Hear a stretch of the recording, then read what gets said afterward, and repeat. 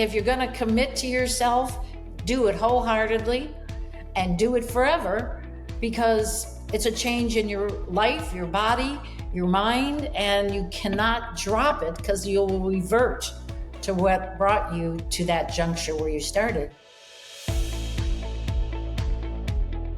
Hey everybody, it's Chris.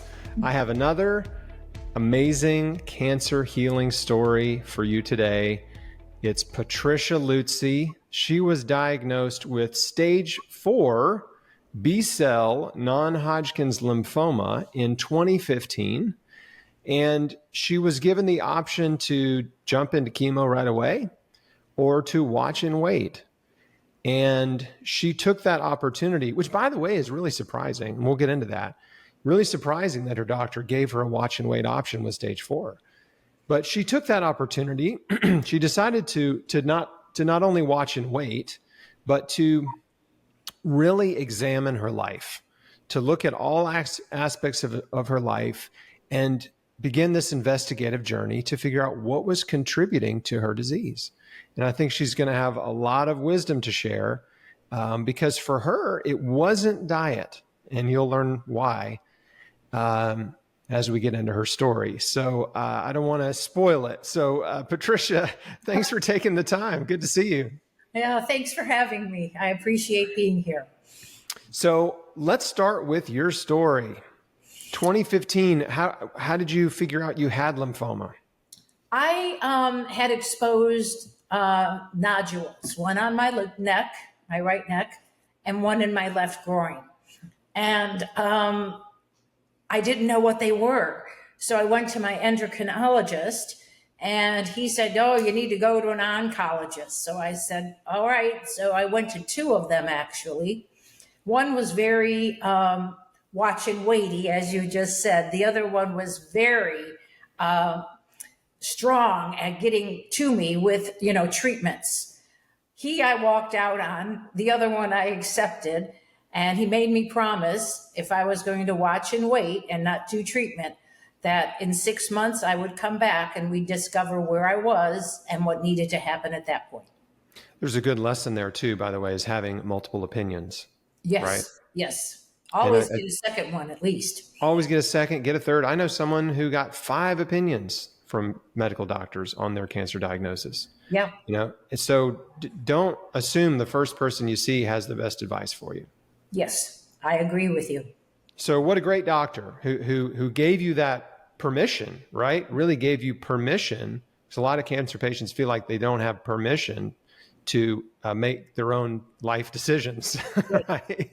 After they're diagnosed, they just feel like everybody's going to make decisions for them and they're just along for the ride. Okay, so you made this decision. Okay, I'm gonna watch and wait. And then what was going through your mind? Because you had been eating a very healthy diet, a plant-based diet, raw food diet, vegetarian, vegan. Like you had really been on this path a long time, from what I understand. Yes. So it allowed me to figure out that cancer is not something that we have to be afraid of. Fear actually is false emotions about nothing that's real. So I looked back at my history and discovered, I think, where it came from. When I was 6 months old, they were doing studies on babies, were called radiation babies. And I was radiated in my thymus. And the whole purpose of this was they were doing a study to see if they could keep large weighted babies. I was 8 pounds, 11 ounces, from gaining weight and becoming fat. So they radiated my thymus. I was 6 months old. I had no idea what happened. My mother never told me. My father never told me. So when I was 21, I got a letter from the hospital telling me they did this to me and that I should immediately get my thyroid tested because I will eventually get some sort of cancer within the next 50 years. That's insane. I've never heard about this. Yes. Now I've got to go down this research rabbit hole, but there's there's a lot of really horrible, unethical things that doctors have Yes. done to humans, Yes. under the guise of research, which is basically just human experimentation, and to Yep. babies, not even with the mother not knowing. And wow. Yeah. Yeah. Yeah. So obviously, I became very angry at my parents during that time because I did have a very troubling childhood as far as weight went. My thyroid hormones weren't working. It was terrible. So when I started doing my research backwards, I became aware that this is probably what started the problem. And then as I was aging, it just became worse and worse. So when I discovered that is when I became a vegetarian. And then I became the vegan raw, gluten free, exercised like a fool. I did everything I thought I had to do in order to become a cancer conqueror if it ever hit me. So, realizing that and realizing my life was in order as far as physically surrounding, I didn't know where else to look. So I had to dig really, really deep and discovered there was a lot of fear and anxiety and anger within my body over what happened to me when I was 6 months old. And I needed to release that anger and find an outlet for it. So what I started doing was looking at frequency and vibrations and how to cleanse your emotions from your brain and your approach and just end all that stuff that was really affecting me and I didn't even know it existed. So I did do a lot of things in reference to the vibrations and frequency. I incorporated so many things into my life. You name it, I went there. And then I studied even. I'm an aromatherapist, I'm a formulator, I'm a feng shui therapist. What else am I? We can go on and on with what all the things I have done. I'm a botanical healer. I'm a vegetarian nutritionist. So I thought I was doing it all correctly until this happened. So what did you discover? What did you change? Because you were already, as you said, you were already doing a lot of stuff. You'd already learned a lot. You were practicing a lot of sort of, what would be considered health and wellness practices, eating really well. What's left to change? All right. As I said, my frequency and my vibration. I spent 2 weeks at what's called the Casa and worked with the people there. I spent 2 weeks there and discovered amazing things about myself. I freed myself from a lot of, like I said earlier, anger, anxiety. I was mad at the world. I was doing it right. I'm doing what you told me to do, and now this happens. So the Casa, actually, when you get there, you are handed a set of rules that you have to follow, not only while you're there, but when you leave, because you have to continue the process on your own for 6 weeks after you leave. So there at the Casa, we had meditation area, we had current area, we had waterfalls. I did a lot work there. So when you arrive there, they assign you your posada. After that, you then go to a meditation garden where each bench has a saying on it. It might even just say love. So, and you would pick a bench and sit on it and journal. Journal was a big, big part of this process. And there was also waterfalls that you could go and cleanse yourself. And we had, there was only vegetarian restaurants in the village. There were bookstores with amazing books for you to either take out like a library to educate yourself, things like that. And it became one of the most amazing experiences of my life. I just really discovered who I was and what was really in my soul. So I hated to leave there because I was so calm and I was so prepared to receive all of this. And that's the one thing people have to understand. Cancer is not the death sentence. Cancer can be eliminated from your body, but you have to commit to doing that. No one's going to do it for you. And that's what I did. I committed that this was going to happen and I was going to get through this and I was going to eliminate it from my body. So when I left the CASA, I took all those practices with me. I think I have, since 2015, 200 journals that I would write in regularly and meditate over when I was writing to discover different blockages within my body. So the main purpose of the CASA was to find out what emotions were being affected. Well, your story is different than many of the others I've interviewed, but it's similar in a way that there's something I see that's very common is just getting out of your environment.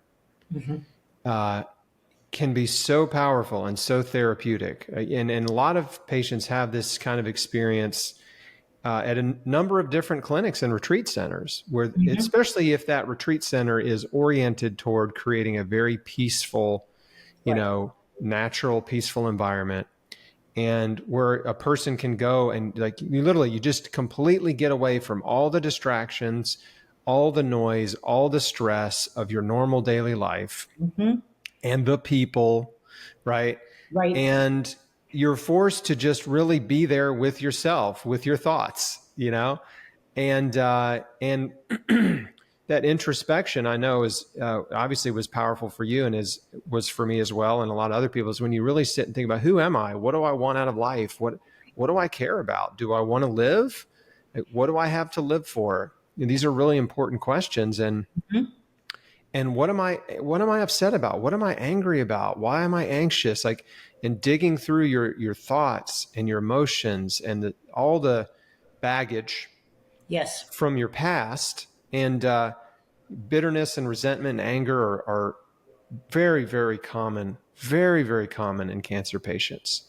Yes. And it's one of the most important things. And I'm glad that you mentioned this in your story. It's one of the most important things that cancer patients must address.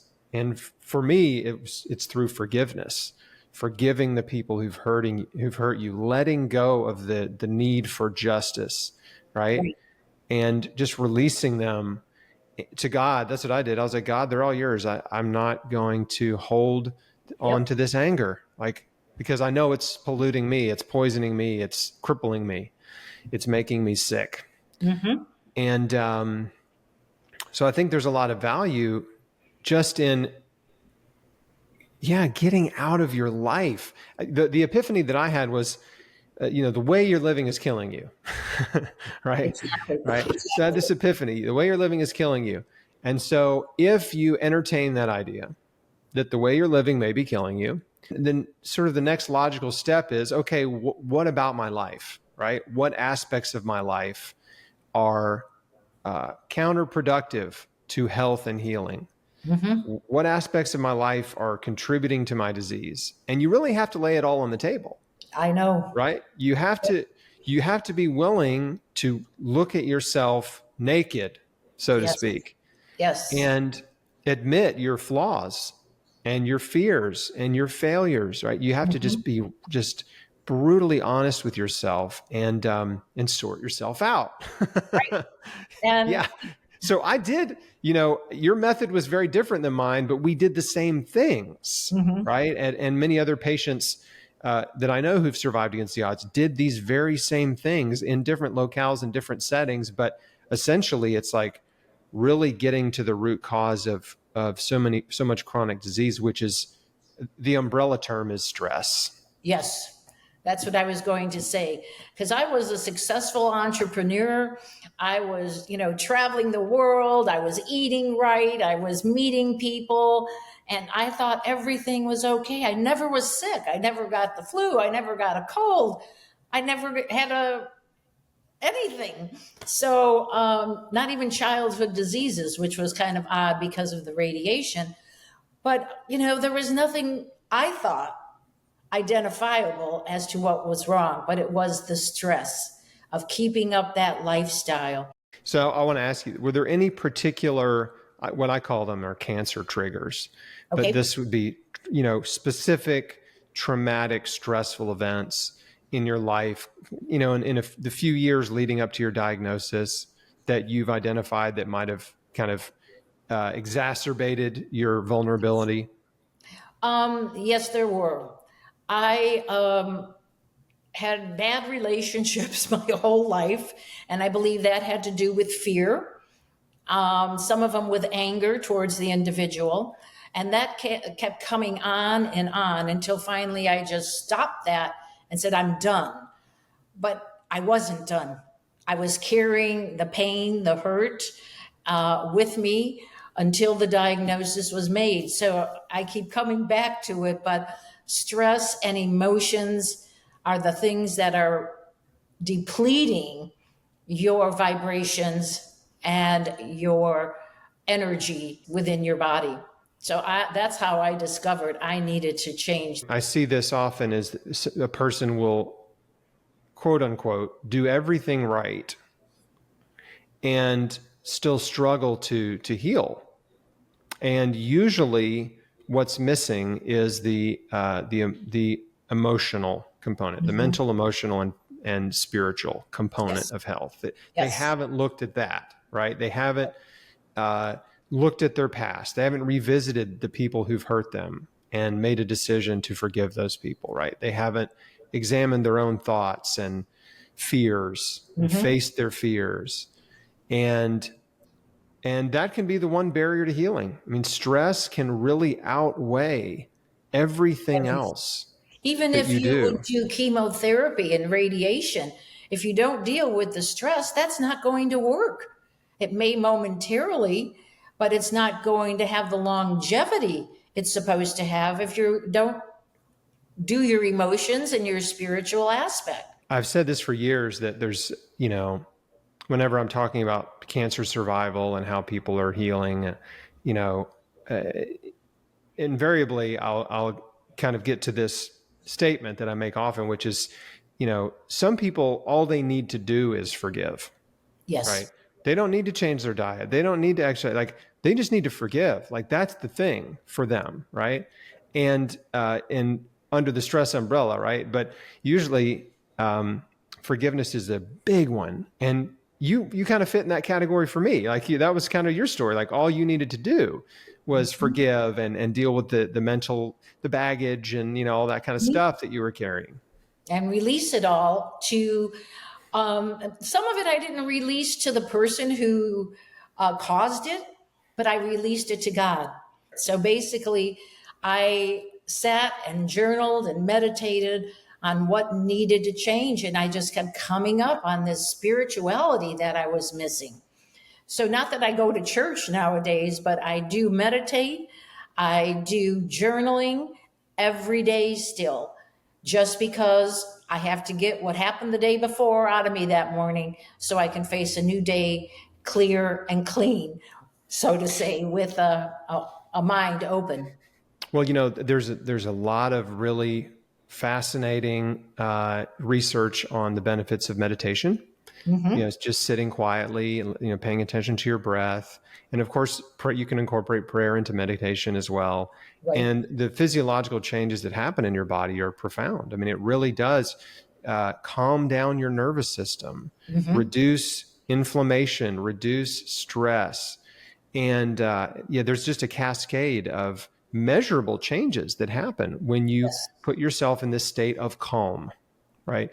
And meditation is it's like exercising. People try to assign a spiritual element to it, and you certainly can if you want to, but I'm talking about it as just a purely physical exercise of just sitting calmly and quietly and just paying attention to your breath.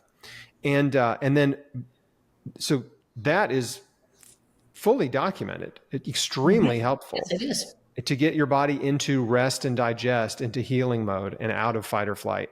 But then the Mm-hmm. other thing you did and still do is also well documented, which is journaling.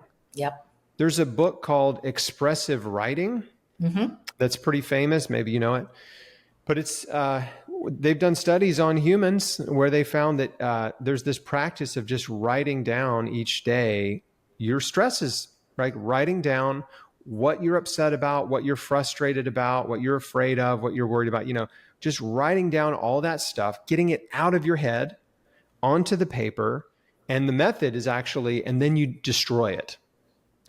Well, I So still have all my journals. you've kept yours, but the expressive writing technique is you actually destroy it. You Yep. get it out of your head onto paper, and then you destroy it. You don't keep it. Now, the act of getting it on paper, I think, is super powerful and beneficial. But whether or not you need to destroy it, who knows? No, it's up to the individual. Yeah. My journals actually were the basis for a book I'm writing about my journey, and it's called Participation Required. So you have to figure out what you need to do and participate in it wholly, completely, and fully in order to go ahead and understand what you need for your healing. So even when I do journal or even exercise and meditation, I listen to solfeggio music, frequency music. I usually listen to the frequency of God. I think it's 996 or something like that, megahertz, and or abundance. So whatever's lacking in my life at that point that I feel, I find the hertz of the solfeggio music, and I listen to that for at least an hour, if not more, because that also calms me down. That's great. Yeah. Yeah, I get it. I've definitely gotten into that stuff too. Whole tones Yes. is healing frequency music, and Michael Terrell is a friend of mine, and I've interviewed him. Actually, I'll link to that in the show notes if anybody wants to go down the healing frequency rabbit hole. Yeah. It's fascinating too. I really like. I love your story. I love the fact that I think so many people put so much emphasis on treatments and therapies and the physical stuff, which I also do. I emphasize those things because I think for a lot of people, the physical changes give them this forward momentum, right? When they change their diet, that first of all gives you more energy, right? Like eating fruits and vegetables gives you more energy, reduces inflammation, you start to lose excess weight, like good things happen. Your blood work improves. But beyond that, it sort of unlocks this potential that a lot of people don't realize they have, right? A lot of people, I think, believe like, oh, I could never do that. I could never change my diet. I could never stop eating cheese or whatever, right? And then when they do, they feel so accomplished and they feel like, what else can I do? Right. Yes. So I like to call the raw food diet is the gateway drug to radical self change. Right. Yeah, it is. Right. Right. It's the gate. It's that forward momentum, right? Like, wow, okay, I can do this. What else can I do? And usually what follows is the introspective stuff. Right. Right. And so the physical stuff, those changes are so easy to make, and you can make them today. You can change what you eat today. You can start exercising, just even going for a walk today. You've already started. And then as you get those new habits in place, the physical habits, you can go to bed earlier, get more sleep. You can get fresh air and sunshine deliberately. Like there's physical habits. Once you get that dialed in, then it, all of a sudden the wheels start turning. You're like, okay, all right, now what? Well, that's where I was. I was at that point saying, well, now what? I thought I was doing it all right. And come to find out, I was carrying all these traumas since I was a baby being radiated. I'm sure it was a traumatic experience for me, but I'm not aware of where I was at that time, but it did impact me for the rest of my life. How much time did it take between your diagnosis and your first positive scan? Right? Positive is the wrong word, but you know what I'm saying. No, The I scan understand what you're or saying. noticeable, like maybe you could tell lumps were getting smaller, or there was a scan where they were smaller, that kind of thing. Exactly. So with the lump issue, I used a lot of CBD. not the CBD we hear about here in the States, but CBD with the entourages of the terpenes that go with it. So I had a medical marijuana doctor who would create it for me, and I would rub those every day. So again, another form of meditation. And as I was doing that, they started to disappear. So when I went back to the doctor 6 months later, he said to me, I was clear. I was in what they call spontaneous remission because they didn't do it. So it can't be called remission on its own. So, and then he looked at me and said, of all my patients, I knew you were the only one who could do this. And that made me feel so proud that I found my own answers to my own health. So it wasn't long, it was 6 months. That's great. And why do you think he had that confidence in you? Were there things you talked about in the beginning, with him? Well, I didn't know him personally, but my endocrinologist I had been to for years. So he knew me personally inside and out and knew my beliefs in things, knew my fear. I have a fear about doctors. I don't like them. I don't like going to them. And so basically, conferring with him, I believe he came up with the thought that I had enough strength in me to do this. So, and that's what I want to believe. I never asked him why he, let me go, but he was happy when I came back and it was gone, because he did make me promise after 6 months, if nothing has changed, you've got to do Western medicine. So. That's remarkable. And, folks, this is not a surprise to me. I've interviewed dozens and dozens and dozens of people who have healed all types and stages of cancer.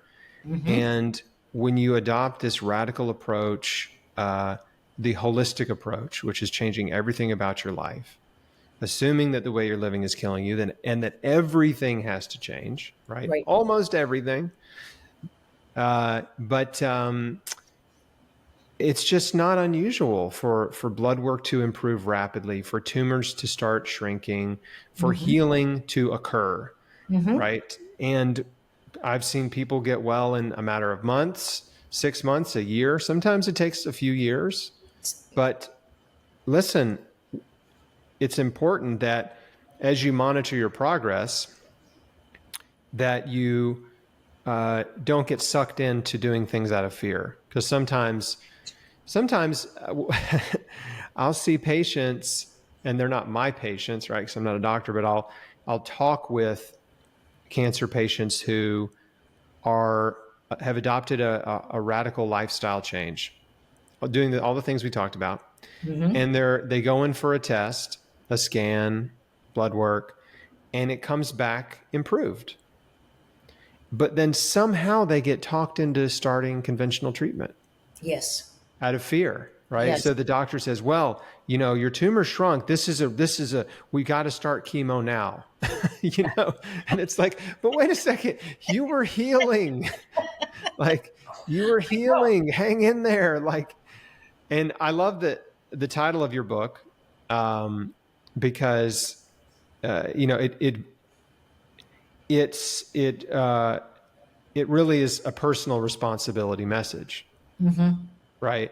Participation required. Yes. Right. Absolutely. You cannot be in the passenger seat of your healing journey. You have to be the driver.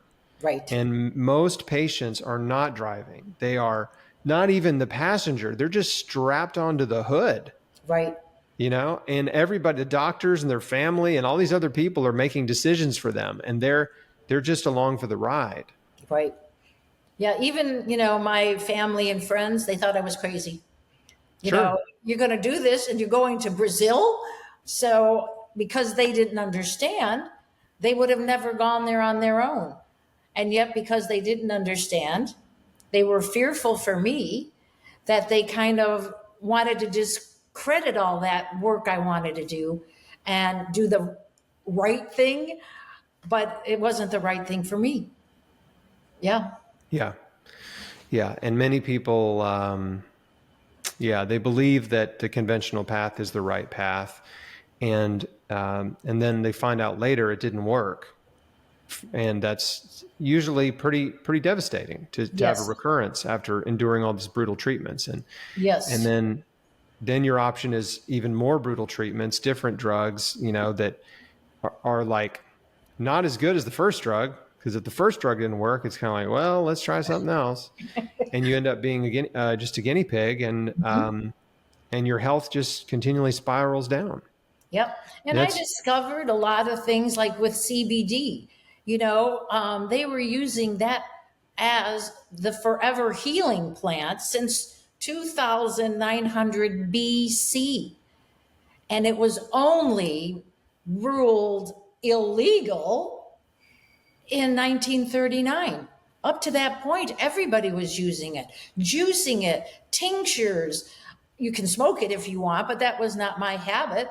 So I was amazed that it was ever legal because they make you think it was never legal. It was never available to us. But as I'm getting older and understanding society, I understand the dynamics behind those stories. Yeah, commercial Yeah. interests for sure Yeah. were the main reason that cannabis was outlawed. But it's coming back around. It certainly is useful as plant medicine, Yes. especially the full spectrum cannabis oil, not necessarily the THC. I mean, the full spectrum non-psychoactive cannabis oil is wonderful. There's a lot of incredible anti-cancer compounds in there, and yeah, it can be useful. The other thing that you mentioned I wanted to touch on is your doctor told you that you had a spontaneous remission. And that always makes me laugh because, and I talk about this in my book, but in the medical community, they're not allowed to use the word healing, right? With cancer. Like they never say, oh, you healed, your body healed, right? Yeah. That's what it is, right? They have this term that they had to make up, spontaneous remission, Exactly. right? Because Exactly. the word remission itself doesn't mean healing. Remission is just this, It stopped sort for a of minute. undetermined window of time between when they, either cut a cancer out or shrunk it or poisoned it, right? Right. And it has, maybe disappeared or it's smaller and it's not growing. And then when it starts growing again, that's like what remission is. It's just this like window of time, Right. but it doesn't mean healed or cured. But spontaneous remission does mean healed. Yes. Yes. But I want to say something in regard to what you said about CBD, THC. I think people even hearing that that's what I did might say, oh my God, why there? But it's an ancient healing plant used by indigenous people. Like I said, Well, from in the topical, I mean, there's no psychoactive effect of a topical exactly, anyway. exactly. So, like I said, that's why I went to a medical marijuana doctor. So, whatever I was being diagnosed by her, she knew my history. And together we came up with what my body needed of all the constituents of the plant.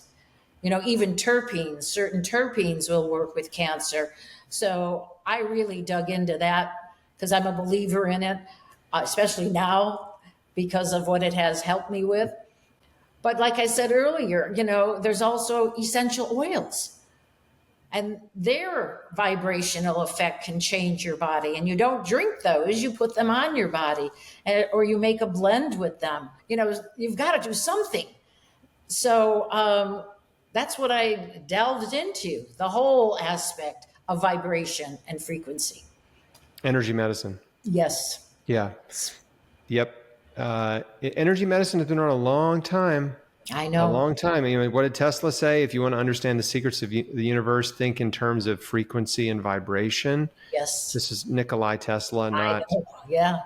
not Elon Musk, the owner of Tesla automobiles. So everybody knows. But right, and the most brilliant minds in the world, Einstein, Edison, Tesla, they all understood that energy and vibration and frequency, these hidden things, right? These invisible fields Right. that are really connected to all of life, Exactly. have tremendous power and to influence health and disease. And But again, it sounds woo-woo, right? It sounds esoteric. It sounds like it's just made up or Well, you can't fantasy hold or it. I think it's because they can't hold it. It has no physical that's right. properties. But you have to believe in it because it's all over the place. Are there any essential oils that you're particularly fond of in terms of benefits for cancer? Frankincense is like the king of essential oils. And Yeah. when mixed with myrrh, you have an entourage effect. There's turmeric with the entourage effect of black pepper. There's lemongrass, and bergamot. So I would create these blends in magnesium chloride and spray it on my body and then rub it in and receive the effects from the oils as well as the magnesium. That's great. Yeah, frankincense and myrrh. We know Yep. that Bible story, don't we? Yes. Yeah. And It's significant. actually, the gold in the frankincense and myrrh and gold, the gold was turmeric. Well, I've heard that. I've heard that hypothesis. I'm not sure. I'm not convinced, but I'm open to it. I'm convinced because it makes total sense to me. Well, what we do agree on for sure is that turmeric is an incredible anti-cancer herb. Yes. No doubt. I mean, Yes. it is awesome. It's been studied extensively and blocks a number of different cancer pathways. Like, it's Yes. awesome. I know. It was a big part of my cancer healing routine. I still take curcumin supplements with bioperin, which is black pepper extract. Right. Just exactly what you're talking about. So, yeah, I don't want to diminish the turmeric. Yeah. Turmeric is technically, it's not an herb though, right? It's more of like a tuber. It's a root. Yes, exactly. And I don't even know what genus it falls under, but anyway. Yeah, and there's also ginger. So if you mix turmeric and They're ginger, related. another entourage effect. So every night I drink that tea before I go to bed to cleanse my body, to calm my body, and to give me some medical benefits. I love it. Yeah, Routine we put turmeric is- root and ginger root in our juices. Yeah. And routine is actually the basis of this whole thing. So you can't just do something once and say, oh, it's working, I'm done now. I continue everything I discovered at this time of my life to this day. And I don't want to think I'm going to leave this world, but I'll be doing it till the end. And I incorporate everything else that I learn about because things have changed, as you know, with supplement requirements and things like that. So, and I continue to grow, I continue to learn, and sometimes modify, sometimes say, well, no, this is working, I don't want to leave that and go over here. So you have to feel comfortable with what's going into your body to help it. Yeah, I think if you believe that food is medicine, you need to treat it like medicine, which is Yes. you need to continually dose yourself, right? Daily, because the benefit that you get from food, from herbs, from supplements, right? The benefit that you get is short, right? It's a short window of benefit. It may just be a few hours of benefit after you ingest whatever. And so that's like with juicing. That's why people who are on a juicing regimen, you're going to be drinking juices every hour or two, right? Because you're continually dosing, continually getting those molecules into your body, into your bloodstream, to your cells, and getting whatever benefit you get. And so, yeah, the routine, like you said, so important that you're just continually supplying your body with these nutrients that can reduce inflammation, promote detoxification, work directly against cancer cells, calm down your nervous system, like bind to toxins, all kinds of benefits. Right. Yep. And most people, I don't think, approach this as we did with the commitment. This is going to be my life now. And we're going to follow this until something else comes up or until something else can replace it. But I'm not going to leave it alone and not do it ever again. That's not my personality. You got to stay on the healthy path. Yes, you do. Yes, you do. Well, Patricia Lutzi, thank you for your time. I love your story. I'm just I'm just so pleased that you were able to heal yourself. And it's really important, I think, that people understand that it's not just the physical stuff, right? You have to address the mental, emotional, and spiritual Exactly. stuff too, because your health, mental, emotional, and spiritual health affect your physical health. Mm-hmm. And so like they're inseparable. And that's really, I know you know this, but that's the power in your story is that. Right. Right. And because you had the physical stuff dialed in pretty much. Yeah. There's still a lot for me to learn. Still a lot to learn. Yeah. Yeah. And it's even today, there's still a lot to learn. So, people just, if you're going to commit to yourself, do it wholeheartedly and do it forever, because it's a change in your life, your body, your mind, and you cannot drop it because you'll revert to what brought you to that juncture where you started.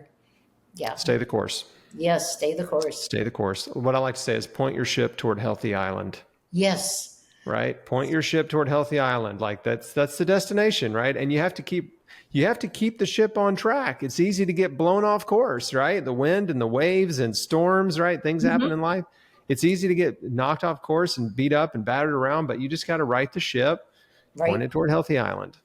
Well, I love that analogy. May I steal it? You may. Thank you. It is copywritten in one of my books. Feel free to use it though. Because I can use it to explain to people why they should not let their commitment lapse. Yeah. Yeah. For sure. Please use it. I'm just teasing. Well, this is a great place to wrap it up. Well, thank you, Patricia. Great to talk to you. Great to connect. Yes. Thank you, everybody, for watching. This has been really interesting and fun. And please share it with people you care about, because the world needs to know. They need to understand. People need to understand that cancer does not have to be a death sentence. Right. That cancer can be healed. It takes massive action. It takes full participation on your part. But it is something that anyone can do. Yes. So until next time, thanks for watching. I'll see you on the next one. All right. Thanks, Chris. I appreciate being here.